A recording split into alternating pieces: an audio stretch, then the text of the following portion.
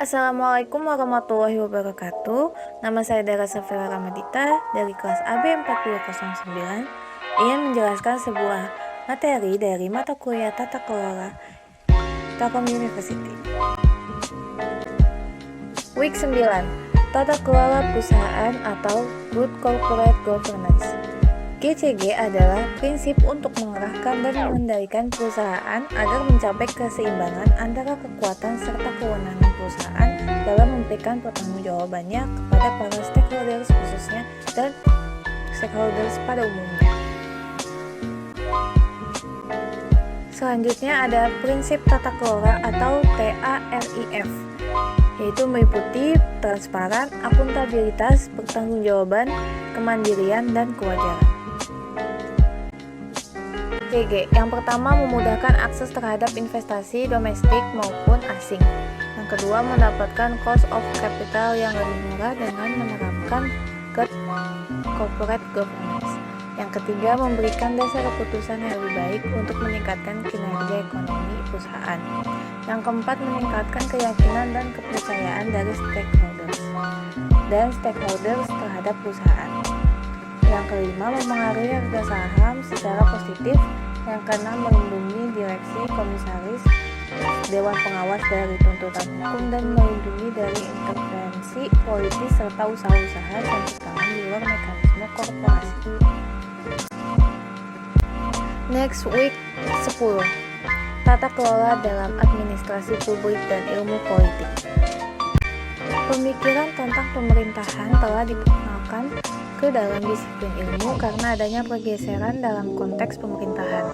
Cara berpikir tentang administrasi publik dan politik telah berubah sebagai pengakuan atas perubahan kondisi dan praktik pemerintahannya. Selanjutnya, membuat tata kelola bekerja atau 5 jalinan benang teori. Yang pertama, teori manajemen jaringan. Kedua, teori delegasi. Ketiga, teori interpretasi sosial. Keempat, skala rasionalitas terbatas. Kelima, teori kelembagaan budaya. Selanjutnya, week 11, kaitan antara tata kelola dan hubungan internasional. Selanjutnya, governance dan hubungan internasional. Perhentian pemerintahan membuka kemungkinan untuk memerintah tanpa pemerintah, atau setidaknya pengakuan bahwa negara bangsa beroperasi dalam lingkungan kelembagaan yang kompleks di mana kapasitas mereka untuk bertindak diperiksa dan diimbangi oleh kekuasaan yang tidak hanya dipegang oleh negara lain atau negara saja. Untuk literatur, HI fokus pada pemerintahan, terutama pemerintahan global, mencerminkan banyak perhatian konseptual dan metodologis dari disiplin ilmu.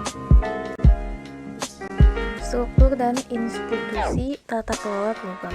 Konsepsi tata kelola ini memiliki setidaknya 3 implikasi bagi pemahaman kita tentang HI. Pertama, pemerintahan tidak setara dengan pemerintah atau lembaga formal. Yang kedua, tata kelola adalah variabel anarki yang memberikan hak residual di negara. Anarki hierarki adalah fungsi dari 3 variabel, yaitu skala ekonomi, biaya opportunities, dan biaya pemerintahan atau agensi yang diharapkan. Kaitan antara tata kelola dan kajian sosial legal atau sosial hukum. Week 12. Selanjutnya, tata kelola dalam studi hukum sosial. Kajian sosial hukum berkembang dari tradisi penelitian empiris yang dilakukan oleh para antropolog dan sosiolog yang mempertanyakan hubungan antara hukum sebagaimana dipahami dalam disiplin hukum dan proses sosial yang lebih luas. Hukum secara luas dianggap diwakili dan diajarkan sebagai upaya sadar oleh masyarakat sebagai rasional dan adil, tertib dalam benteng melawan anarki. Selanjutnya, apa itu hukum? Pluralisme hukum baru memandang tatanan normatif plural sebagai partisipasi dalam bidang sosial yang sama.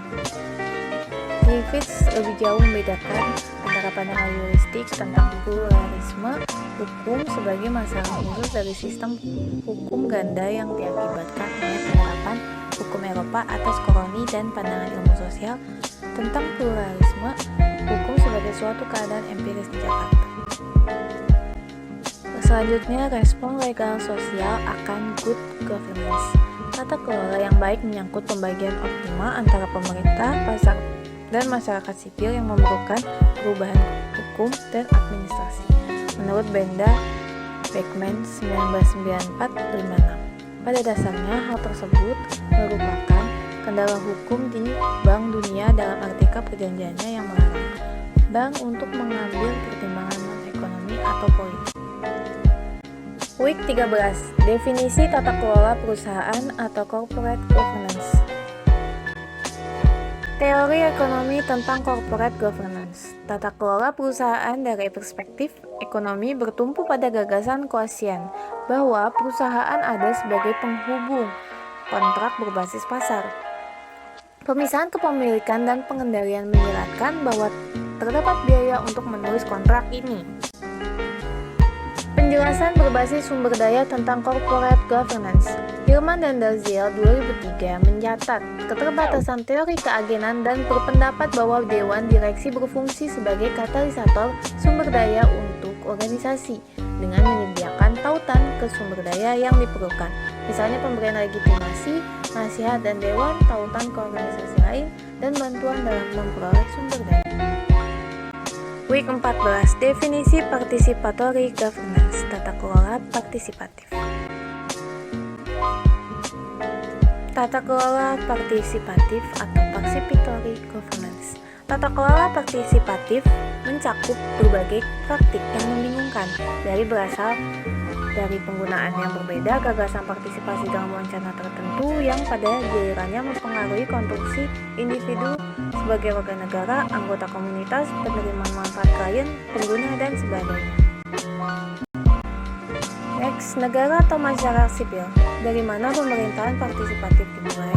Masyarakat sipil telah tumbuh secara signifikan sebagai situs pemerintahan karena perannya dalam memfasilitasi musyawarah publik dan pemecahan masalah serta non-hierarkis oleh berbagai aktor baru. Dari LSM hingga gerakan sosial ini telah menemukan dan bereksperimen dengan berbagai mekanisme partisipatif baru, terutama di bagian politik, lingkungan, dan pembangunan masyarakat. Definisi tata kelola lingkungan atau environment governance. Week 15.